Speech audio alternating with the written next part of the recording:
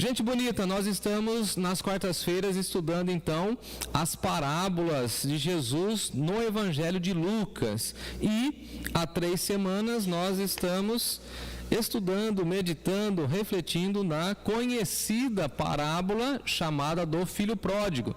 Então eu estou em Lucas capítulo 15. Nas 3 mensagens iniciais que eu fiz nas últimas 3 semanas, eu falei com ênfase na religião versus o Evangelho, o que a religião imprimiu em nós e como o Evangelho vai nos libertando. E hoje eu quero falar sobre esse tema que está aí na descrição do vídeo, né? Um beijo, um abraço, porque essa é a forma como eu me relaciono com as pessoas com as quais eu amo. Então, sempre que eu mando uma mensagem, você da igreja sabe disso e já deve ter até se cansado um pouco de me ouvir falar assim, né? Um beijo, um abraço, ou um beijo no seu coração. Foi uma forma carinhosa que eu aprendi lá em Rio Claro e trouxe para a minha vida, para o meu ministério. Então, um beijo, um abraço. E aí meu filho tem esse jargão também, para todo mundo ele sai aí dando um beijo, um abraço, e ficou uma marca na nossa família. E aí estudando como eu estou as parábolas, eu encontrei na realidade que quem oferece um beijo, um abraço, melhor dizendo, um abraço e um beijo, porque essa é a sequência textual, é o nosso Deus, ao Filho Pródigo, que sou eu e que é você.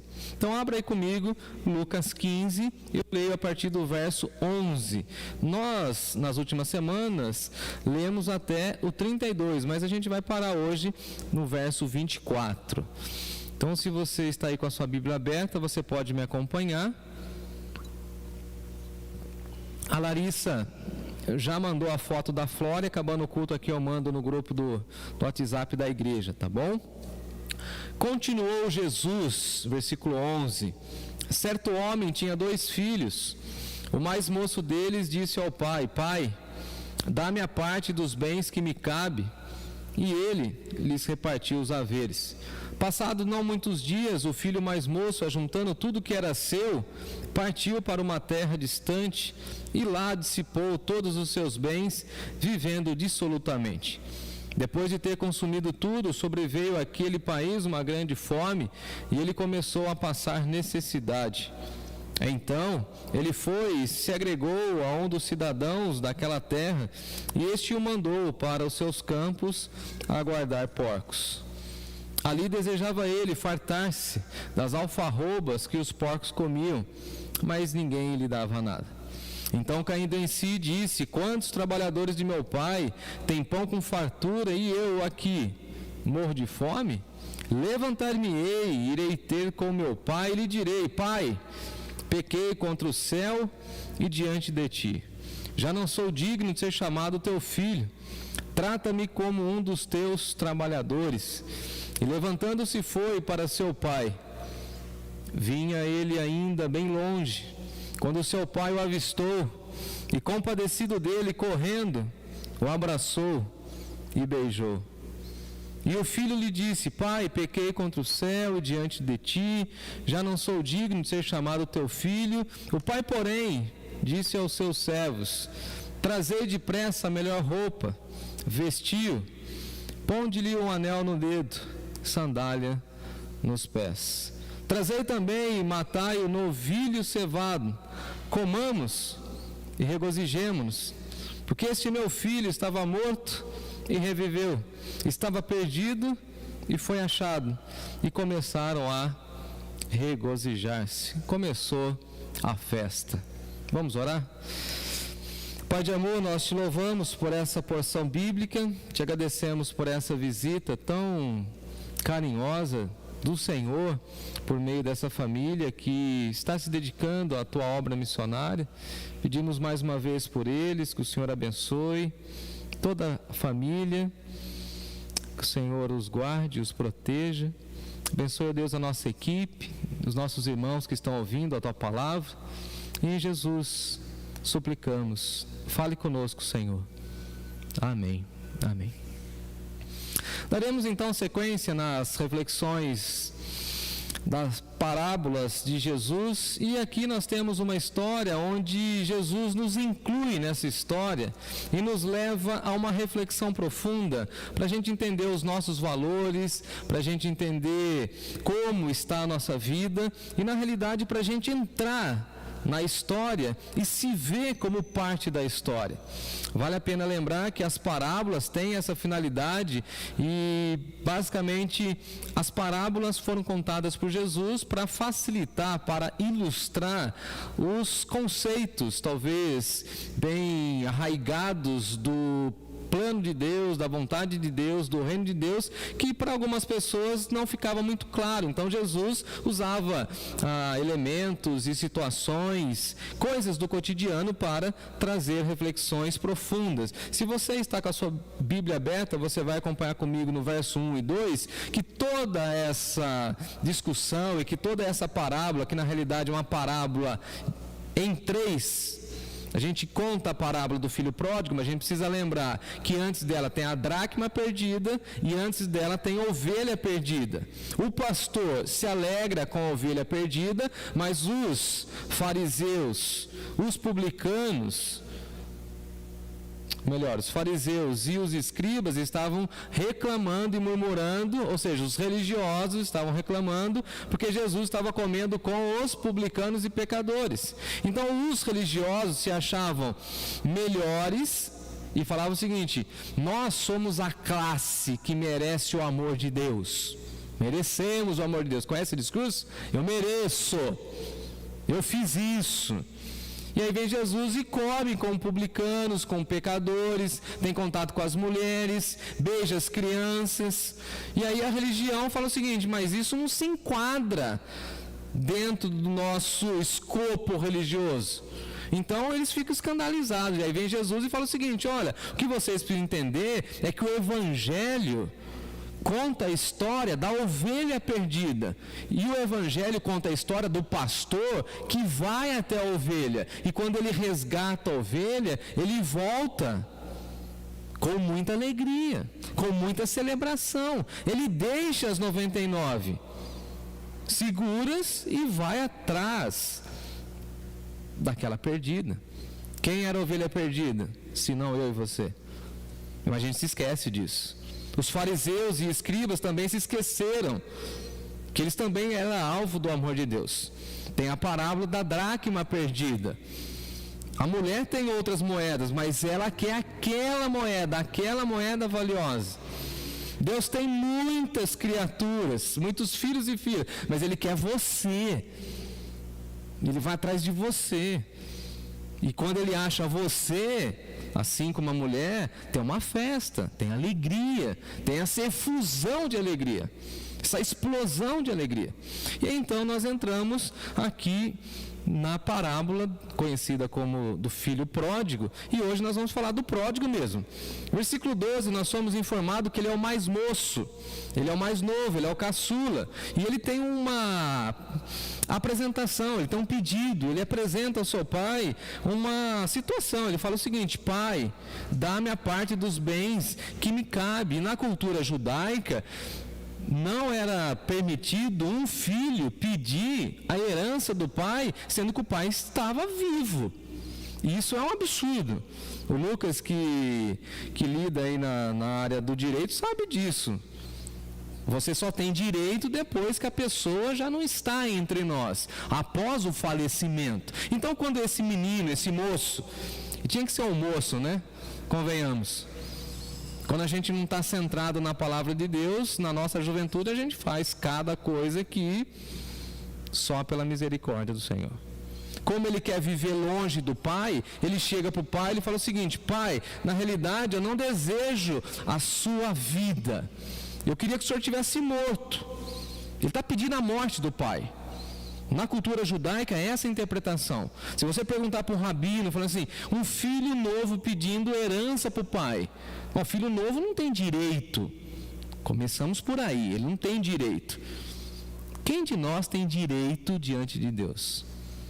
O Evangelho fala o seguinte: você não tem direito nenhum, você não pode exigir nada, mas Deus decidiu te dar tudo. Isso é graça, isso é o Evangelho. O grande problema é o seguinte: ele pede ao pai aquilo que ele ainda não tem direito para receber. E ele pede. Agora, interessante que o texto diz aí no versículo 12, que o pai repartiu os haveres. E haveres é um termo técnico, né? Para quando, e o Lucas sabe disso, né? Vão dividir a herança, vão dividir os haveres, vão dividir as partes. E o pai, com muito carinho, amoroso que é o nosso Deus, fala o seguinte: se você quer liberdade, meu filho, eu te dou liberdade. Se você quer viver sem mim, eu deixo você viver sem mim. Não foi isso que Deus fez lá no Jardim do Éden? Ó, vocês podem comer de tudo, de todas as árvores, mas tem uma, somente essa, que a gente não pode mexer. A gente não, né? Você, Adão e Eva, vocês não podem mexer. Mas o pai é amoroso, o pai é generoso. O pai poderia ter colocado uma cerca elétrica lá, aí o Adão ia chegar pertinho, pss, uma sirene, ou um anjo acampado ali, um arcanjo com a espada assim, pá, poderia. Isso seria liberdade? O pai poderia falar assim: olha, você não tem direito nenhum, você tem que ficar aqui. Não, mas o pai é amoroso, o pai é generoso, o pai, o Deus Pai, confia no seu caráter. Se você quer ir, esse é um problema seu, não meu. Eu te fiz, eu te criei para você ficar na fazenda. E aqui fazenda eu sempre vou usar, pelo menos hoje, pensando no reino. Para mim a fazenda é o reino. E eu te fiz, meu filho, para você ficar comigo, no reino, aqui na fazenda, cuidando das minhas coisas. Mas você tem outros projetos, né? Você tem outras ideias. Você quer liberdade, você quer viver a sua vida, você quer expandir conhecimentos, você quer, como dizem hoje em dia, respirar novos ares. Então fica à vontade. Versículo 13 vai nos informar que depois dele receber a herança, não passado muitos dias, ele já foi embora. Ou seja, ele já tinha um projeto, ele já tinha a mala pronta, eu acho. Ele já tinha guardado as coisas dele. Ele tinha pego o carregador do celular, as peças íntimas, a calça jeans, o travesseiro lá, a naninha, que ele é meio mimadinho, né? Ele pegou as coisinhas dele, talvez pegou um porta-retrato. Passado não muitos dias, ele pegou a grana, comprou a passagem e simplesmente ele estava doido para sair da fazenda. Ele queria sumir daquele lugar. E o filho mais moço, ajuntando tudo que era seu. E eu fiz uma pergunta: o que era dele ali? O que era dele? Nada. Assim somos nós. Quando a gente quer viver longe de Deus, a gente ajunta as nossas coisas e pensa que as nossas coisas são nossas coisas. E nós nos esquecemos que as coisas que nós temos foram dadas por Deus, não são nossas coisas. São as coisas de Deus que Ele nos deu e nós somos apenas mordomos. E vamos viver a nossa vida, vamos curtir a nossa vida. Diz o texto aí no versículo 13 que ele foi para uma terra longe, uma terra distante. E depois o texto vai dizer mais à frente que ele foi simplesmente para um outro país. Ele tinha lá o seu projeto de felicidade. Ele abre a porteira e ele pé na estrada. Curiosamente, ele pensa que será feliz e plenamente realizado longe do Pai. Lê do engano. Quantos de nós também pensamos que fugindo do reino, fugindo do olhar do Pai, fugindo dos mandamentos, fugindo das orientações bíblicas, seríamos felizes? E é infelizmente uma verdade, porque muitas pessoas usam a vida dada por Deus de qualquer jeito, do jeito que querem, usam seus corpos como se não houvesse regras, não houvesse cuidados, não houvesse limites. Afinal de contas, a ideologia contemporânea vai dizer o seguinte para nós: meu corpo, minhas regras. Enquanto a fé cristã vai dizer o seguinte: seu corpo dado por Deus, as regras de Deus. E a gente foge, a gente vai viver longe de Deus, com a nossa vida, pensando que é a nossa vida, com o nosso corpo, mas é o corpo dado por Deus, a vida dada por Deus, a saúde dada por Deus, e ao invés de a gente fazer aquilo que Deus espera que façamos, ou seja, o envolvimento na fazenda, no reino de Deus, nós queremos gastar a nossa vida em outra coisa. A gente quer viver a nossa vida, e aí caímos no pecado, mergulhamos na iniquidade, porque o texto vai dizer no versículo 13, que quando ele chega nesse outro país, nessa terra distante, ele vai dissipar todos os seus bens. Vamos fazer uma aproximação, uma brincadeira. Como se a gente saísse do Brasil hoje, com uma grande herança, bastante grana, e a gente fosse para a Argentina, por exemplo, está meio quebrado, e a gente fosse comer só chouriço lá, aquela carne grossa lá, é chouriço que chama, né? Aquele bife que é grande, é grosso e macio, dançar tango lá e tal, tomar vinho, depois vai lá para o cassino lá do Uruguai, lá em Montevidéu, dá um rolê no Chile, comer aquele negócio lá com abacate, como chama lá? Guacamole. Sobe pro México, tomar tequila. É esse cara aqui, ó. É esse cara aqui. Eu quero chegar lá em Las Vegas. Quero dissipar a minha herança. E dissipar é o seguinte: sabe quando você ajunta as folhas? Acontece direto comigo isso, lá na casa pastoral. Eu pego a vassoura, você dá risada lá no terreiro lá da sua mãe, você fazia isso, viu, Marco? Lá em Piedade. Você puxa assim as folhas, aí você fala assim, vou buscar pá. Aí você vem buscar pá, o que Deus faz, Júnior? Deus sopra, né? Aí você fala, gente, estava tudo ajuntadinho, disse, ou seja, sumiu. O que ele fez com uma herança? Ele dissipou, ele jogou fora. Ele abandonou. O que nós fazemos com a nossa vida longe de Deus, senão dissipar a nossa vida, estragar a nossa vida, desperdiçar os nossos dias, desperdiçar os nossos dons? E diz o texto ainda mais, ele viveu de uma maneira irresponsável, ele viveu dissolutamente. E aí, fazendo a lição de casa, eu fui entender que essa expressão dissolutamente tem a ver com uma vida moral de baixa qualidade e uma vida espiritual extremamente esfriada. Ou seja, ele foi se desintegrando, ele foi perdendo as suas qualidades. Sabe quando você está com gripe? Que nem, quem que falou aqui que está com gripe? A Terezinha, né?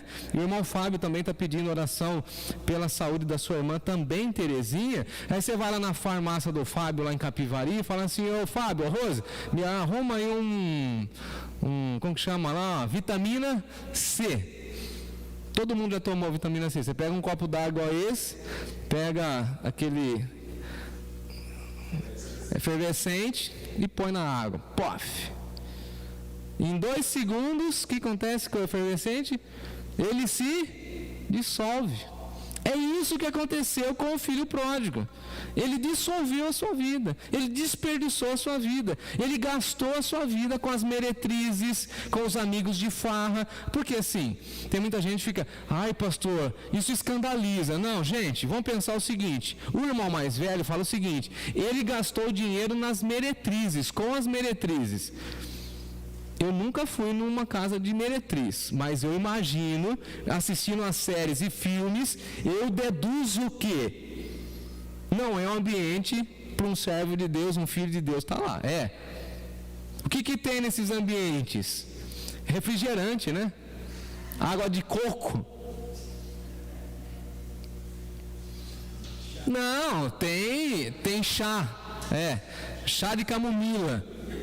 Não, tem bebida, tem droga, tem fumacinha, tem cheiro de cigarro, tem cheiro de maconha, tem êxtase, trazendo para o nosso contexto. Tem aqueles copão que você toma e tinge o rim por mais 5, 10 anos, e nós nem sabemos como será as próximas gerações com problemas de rins e de fígado, de tanto que bebe. Esse camarada simplesmente gastou tudo nesse ambiente.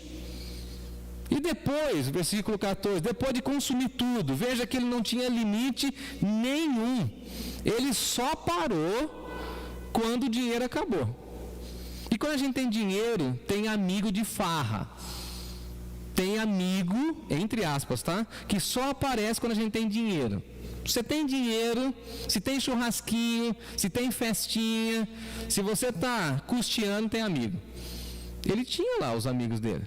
Você acha que o cara vai para o meretrício sozinho? Nunca vi isso.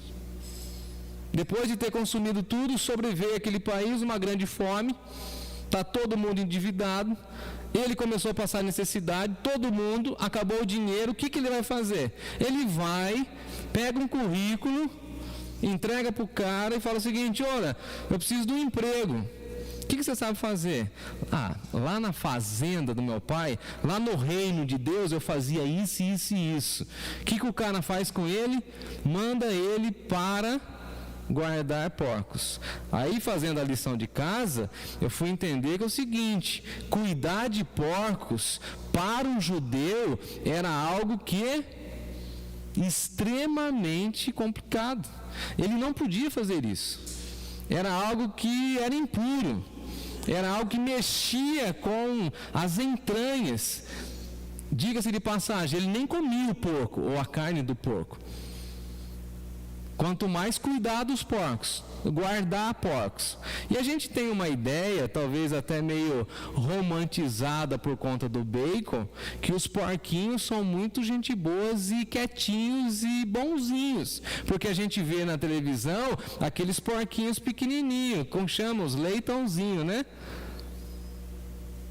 Mas a Mara, eu que somos lá do interior, a gente sabe como que é cuidar de porco, não é? Eles mordem. Tem uns bichos que pesam 150 quilos. Quem que segura um trem daqueles? Já pensou nisso, Rafael? Lucas? Guardar porcos. Uma coisa é você guardar o seu cachorrinho. Outra coisa é você guardar um sujeito daquele. A mordida dele. Ele tem aquela boquinha pequena, mas ele detona.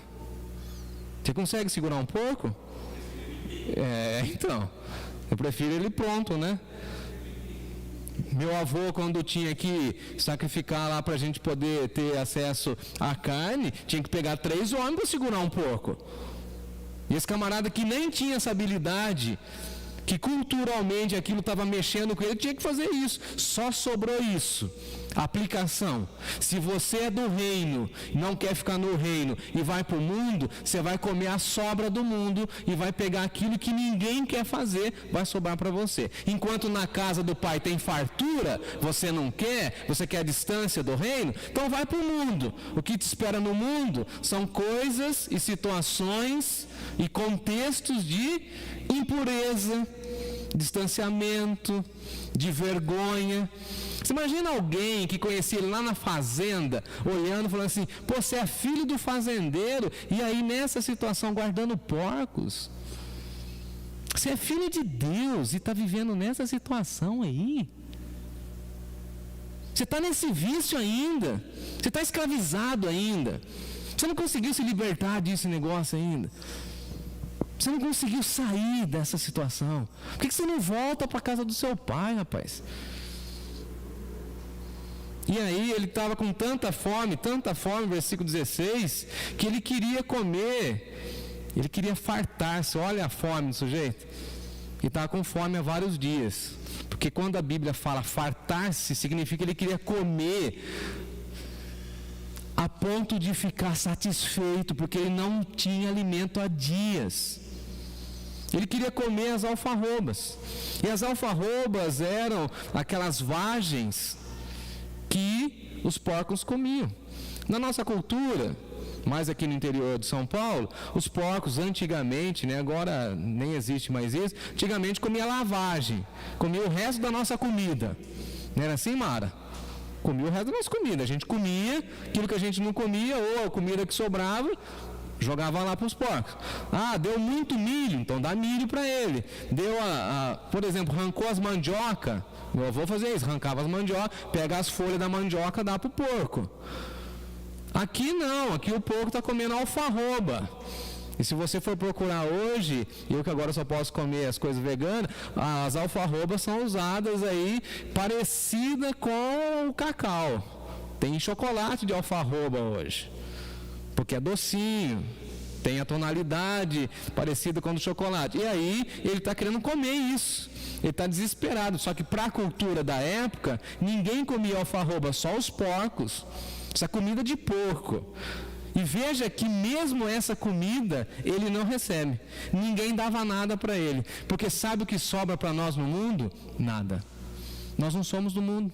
Nós estamos no ambiente errado. O crente, o filho de Deus, as criaturas de Deus tem que ficar no reino, tem que ficar na fazenda, mas ele quer ficar lá.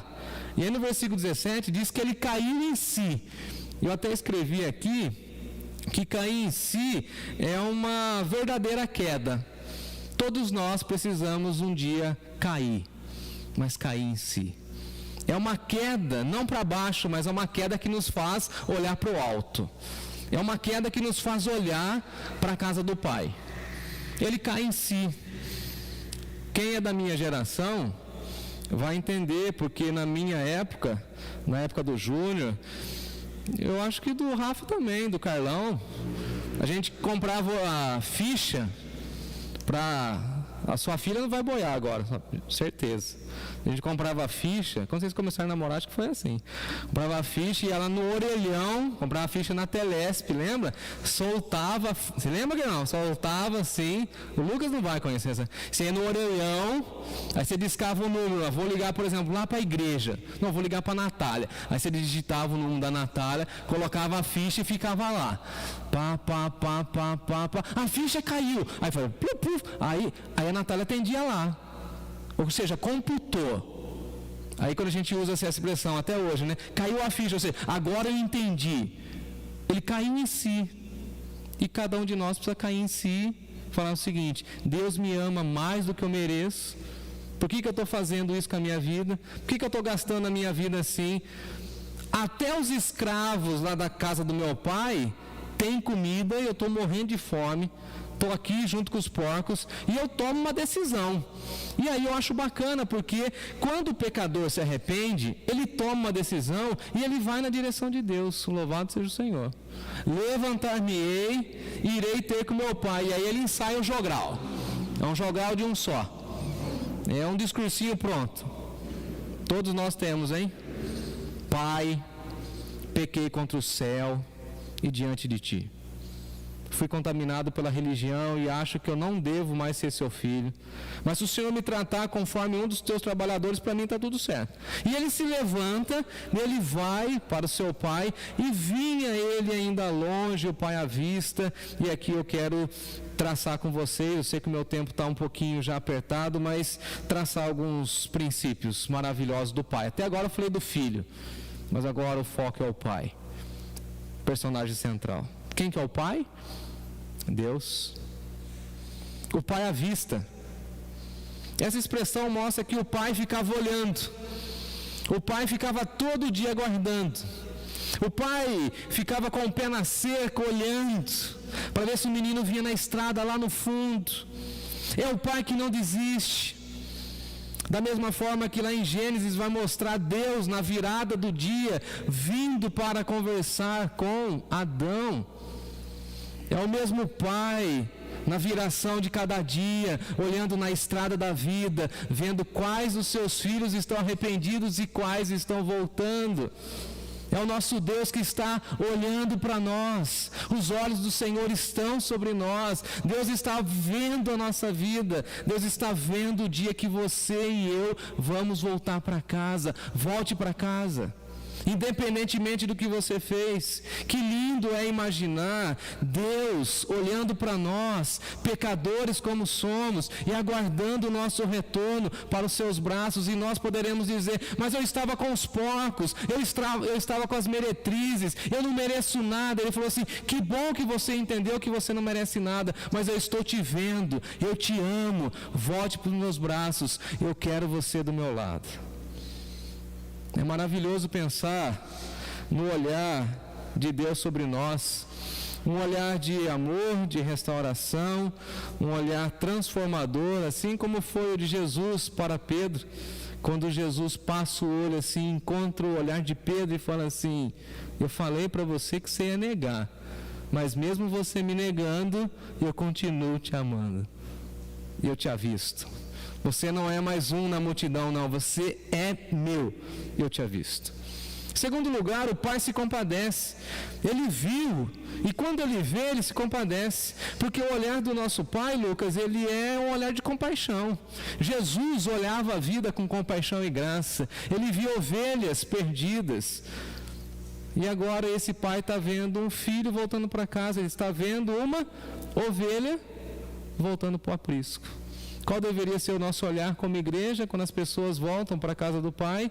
Que bom que mais uma ovelhinha, mais uma criatura voltou para a casa do Pai. Vamos batizar, vamos celebrar. Quem já é batizado, vamos reconciliar, vamos fazer festa, vamos celebrar. Não, mas aí a gente pega a nossa cartilha religiosa e fala: não, tem que ficar primeiro no banco, tem que mandar no lava-jato para lavar, tirar toda a sujeira do mundo, deixa de disciplina, passa pretinho nos pneus primeiro, dá uma maquiagem religiosa. Não, esse pai aqui está cheio de compaixão. E o nosso Deus é compassivo. E Ele ama. E derrama suas misericórdias sobre o rapaz. Não, pai, eu estou cheio de cheiro de porcos. Não, eu vou te abraçar. Não, eu tive lá num contexto complicado. Falei: não, mas o meu amor e a minha compaixão alcança você. Ele não nos pune com a ira e com a justiça antes de oferecer a graça e a misericórdia. Esse menino, se ele ficasse lá no mundo, lá com as meretrizes, ele ia desfrutar do quê? Da ira, do castigo, e a pagar pela sua desobediência. Mas como ele volta arrependido, o pai oferece o quê? A sua face amorosa. E aí nós precisamos lembrar que isso já estava na Bíblia, lá no Salmo 103, por exemplo. Quando dista o Oriente do Ocidente, assim afasta de nós as nossas transgressões. Como um pai que se compadece dos seus filhos, assim o Senhor se compadece daqueles que o temem. Mas a misericórdia do Senhor é de eternidade a eternidade sobre aqueles que o temem. Deus é misericordioso e a misericórdia dele é eterna. Louvado seja o Senhor. Por isso que o nosso Deus olha para nós, a nossa vida, e fala o seguinte: volte, porque eu estou olhando para você com compaixão. Não aceito te perder, eu quero você comigo. Você é querido, você é amado. Terceiro lugar, o pai corre. Eu falava com o Lucas esses dias, né? Na cultura oriental, um pai nunca corre. Você nunca vai ver, por exemplo, um indiano correndo. Você nunca vai ver um japonês correndo. Um chinês correndo. Já viram eles andando? Eles andam rápido. Eu moro quase numa colônia japonesa. Eles andam rapidinho, mas eles não correm. Correr é para os atletas. Um pai nunca corre. Correr mostra fraqueza, desespero dentro da cultura. Agora, esse pai, quando ele vê o filho precioso, ele corre, ele se lança. Ele não quer se preocupar com o que vão dizer dele. Ele ama, ele corre. Ele quer um filho. Ele quer abraçar o filho. Deus ama tanto as suas criaturas que envia Jesus. Ele corre na nossa direção. Ele envia Jesus para morrer na cruz. Ele corre na nossa direção. Deus ama tanto as suas criaturas que envia Jesus para se encarnar, se tornar o verbo vivo para manifestar a sua graça e a sua misericórdia. Ele veio cheio de graça e misericórdia. Deus ama tanto as suas criaturas que vêm ao nosso encontro. E um dia ele me encontrou, um dia ele te encontrou que está em casa. O Pai está correndo atrás de nós. E é engraçado que algumas pessoas falam o seguinte, né? Não, eu que encontrei Deus. Eu que encontrei Jesus na calada da noite, na minha crise existencial. Você não encontrou coisa nenhuma. O Espírito Santo falou no seu coração e o pastor Jesus estava te procurando. Tem até uma musiquinha que as crianças cantam, né? O bate o pé, como que chama, Natália? A ovelhinha que o pastor vai te encontrar, né? Bate o pé que o pastor vai te encontrar. E o pastor está te procurando. Jesus é que veio para salvar e buscar o perdido, que era eu e você. Ele está correndo. Agora, veja, o nosso Deus e Pai está correndo das criaturas que ainda não se renderam. Desde quando nós pecamos, desde quando nós ouvimos as orientações, o Pai nunca deixou de nos amar. Sempre estava correndo. Eu gosto do Salmo 23, quando fala o seguinte: certamente que a bondade e a misericórdia de Deus me seguirão todos os dias. A bondade e a misericórdia do Senhor estão seguindo todas as pessoas. A ação do Pai revela o seu amor. Ele vem ao nosso encontro. Algumas verdades que já estavam no Antigo Testamento. Por exemplo, Jeremias 31:3. Com amor eterno eu te atraí, e por isso com benignidade eu te aproximei. É o Deus que vai nos aproximando com misericórdia, com amor eterno Ele nos ama. E as pessoas falam assim, né, umas para as outras: eu te amo eternamente. Mentira. Só Deus ama eternamente. O seu amor é limitado, pequeno, egoísta, fraco, frágil. Só o amor de Deus. Ele fala, ó, com amor eterno eu te amei. Quer saber o quanto que eu te amo? Eternamente. Enviei Jesus. Paguei um alto preço para te amar, para te ter ao meu lado. E você não vai mais carregar esse rótulo de pródigo. Agora você é filho amado, herdeiro, co-herdeiro com Cristo Jesus. A expressão de Oséias é o seguinte: eu te atraí com cordas humanas, com laço de amor. Alguns anos atrás, na espiritualidade evangélica, tinha aquela expressão, está amarrado, lembra? Está amarrado, não sei o quê. Sim, estamos amarrados no amor de Deus. E diz a expressão de Oséias que são laços de amor. A gente coloca laço naquilo que é especial, um presente.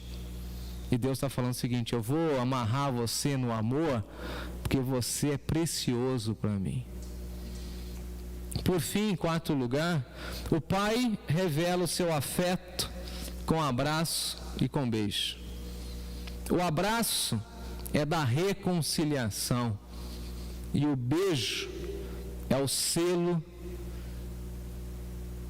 do novo momento. Eu te reconcilio e eu te incluo. Eu mostro para você intimidade, porque a gente só abraça e beija quem é íntimo. Eu mostro afetividade publicamente. Eu mostro para você, meu filho, acolhimento, e mostro para você também reconciliação. Se lá você comia aquilo que sobrava da sobra, aqui você vai ver o banquete, manda matar o novilho cevado. Vamos fazer uma festa, vamos fazer um churrasco, vamos comemorar. E que comece a festa porque um pecador se arrependeu e voltou para a casa do Pai. Veja o trocadilho das expressões: este meu filho estava morto, e quando ele volta para casa, para os braços do Pai, ele revive. Quantas pessoas que estão longe de Deus, mortas, e precisam ser completamente restabelecidas à vida por meio do amor e da reconciliação com o Pai. Ele estava perdido, mas ele foi achado. Ele voltou. E a minha última fala, talvez seja essa: volte para casa. Independentemente do que você fez, de como você agiu, de como você gastou, usou os seus dias, do que você fez até agora, isso não importa. O que importa é voltar para casa, se reconciliar com Deus, devolver a sua vida para Ele e pedir para Ele cuidar dos seus dias. E a Bíblia vai dizer para nós que um dia na presença de Deus vale mais do que 1000. Então, um dia de reconciliação com Deus vai valer muito mais do que toda aquela vida de rebeldia, de dissolução, de abandono. O Evangelho traz essa boa notícia de que, quando a gente volta para casa, Deus nos dá a oportunidade de reescrever a nossa história. Tenho muito a falar, mas o que o Pai nos ensina é que Ele nos acolhe com um abraço e um beijo, ou um beijo e um abraço. Lá no mundo, você não terá isso. Na casa do Pai, sempre será bem recebido. Volte para casa. O Pai está te esperando. Seus irmãos também. Deus nos abençoe. Amém. Amém.